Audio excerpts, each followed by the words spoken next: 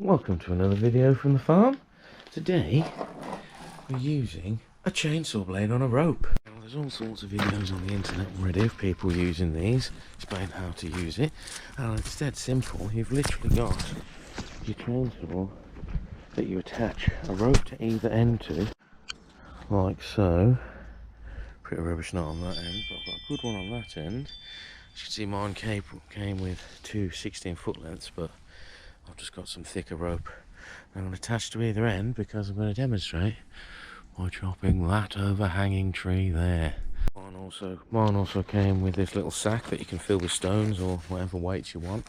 You tie that to one end of your rope and throw that over the branch. First simple step. So now the rope is up over the tree. A few attempts.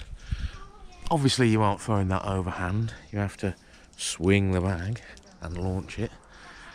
But it goes over eventually. Careful trying to get it stuck, because that'll be a pain, wouldn't it, to get down. But yeah, now we've got the rope over.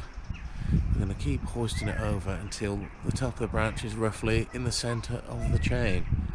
Now I'll just mention as well, obviously you're cutting a branch above your head if you stand directly underneath it, and it's going to fall on you. So pull your rope back so you're at a bit of a 45-degree angle on the branch you're cutting, so then it won't land on you. And then next we're going to be pulling the rope. You don't want to be pulling massive amounts. 6 inches a foot either way. Left hand foot down, right hand foot down, all the way through the branch. Let's have a go.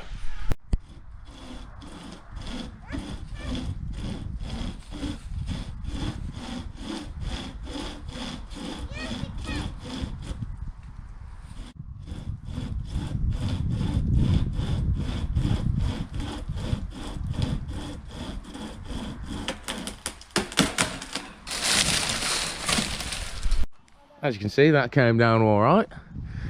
And as I just mentioned, cutting branches above your head, they're likely to land near you. Or, as my case, slightly on you.